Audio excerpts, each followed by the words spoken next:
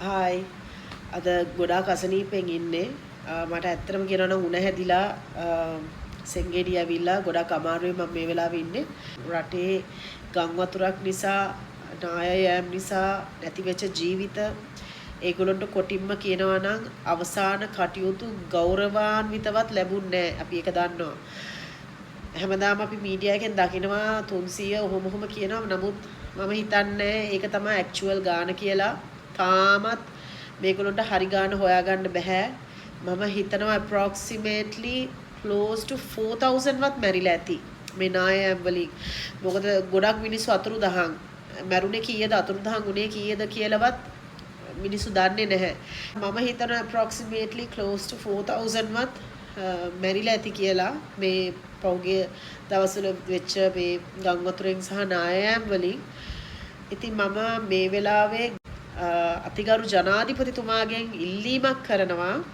මැරිච්ච හැම කෙනෙක්ටම මං ඉල්ලනවා අඩුම තරමේ ෆියුනරල් සෙරමනි එකක්වත් තිබිලා ඒ නැති වෙච්ච අයව සිහි කරලා ඒගොල්ලන්ට රෙස්පෙක්ට්ෆුලි ෆියුනරල් එකක් දෙන්න කියලා මම දන්නේ මම මේ කියන එක possible ද not possible ද කියලා ඉතින් ඕගොල්ලෝ හිතනවා නම් මම මේ දෙන මෙසේජ් එක worth කියලා please මේක share කරන්න මම කැමති ජනාධිපති අනුර කුමාර දිසානායක මගේ මේ මෙසේජ් එක දකිනවා නම් මම හිතනවා මේ හිතන්නේ නැති මොහොතක මේ වෙච්ච සිදුවීමෙන් ජීවිත හානි වෙච්ච හැමෝටම රයිට් එකක් තියෙනවා රෙස්පෙක්ට්ෆුලි මේ ජීවිතෙන් යන්න පොඩි ළමයි පවා පස් කඳු වලට යට වෙලා මැරුණා අද මම දැක්කා ඒක ඉවස ගන්න හරිම අමාරුයි මේ වීඩියෝ එක මම දන්නේ මේ ළමයාගේ පවුලේ ජීවත් වෙනවද නැත්නම් එහෙම මැරිලාද කියලා පස් වලට යට වෙලා ඉතින් අවුරුදකමාරක විතර ළමෙක්ව පස් යටින් ගන්නවා. ඉතින් ওই වගේ තව කොච්චර ඇද්ද? පවුල් හේදිලා ගිහිල්ලා සමහර ගම්මාන නැහැ. නුවර පැතිවල එහෙම මම හිතනවා ජනාධිපතිතුමා මේක සලකලා බලයි කියලා.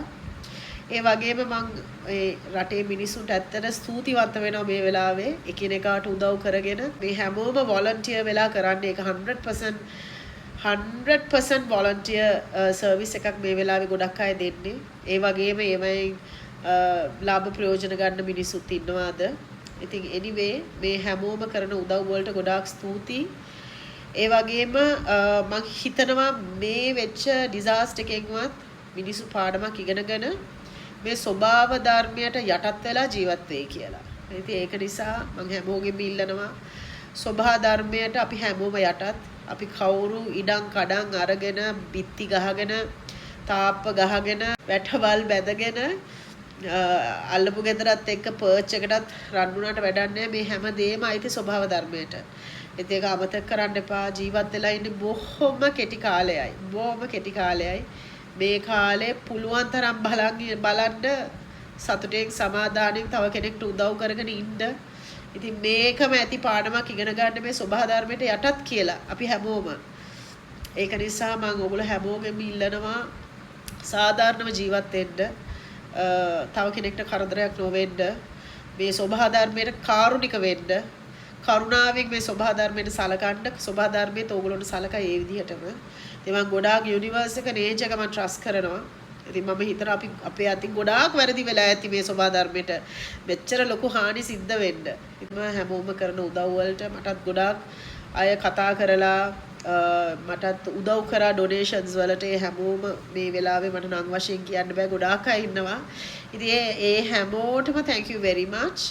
ඒ වගේම පිටරට ඉඳගෙනත් කතා කරපු අය ඉන්නවා උදව් කරන්නම් කියලා. නමුත් එකපාර මම ඒගොල්ලන්ට කිව්වා අපිට එකපාර එහෙම කියන්න බෑ මම plan එකක් ඇතුව අත්‍යවශ්‍ය දේවල් මොනවද කියලා කියන්නම් කියලා. ඉතින් ඒ අත්‍යවශ්‍ය දේවල් වලට විතරක් උදව් කරන්න කියලා. ඉතින් thank you very much.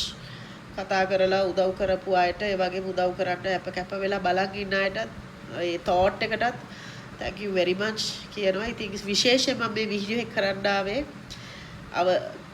ගෞරවයෙන් අවසන් ගමන් නොගිය සියලු දෙනාට ගෞරවයෙන් අවසන් ගමන් යන්න ඉඩ සලසලා දෙන්න කියලා මේ ජනාධිපතිතුමාගෙන් ඉල්ලන්න.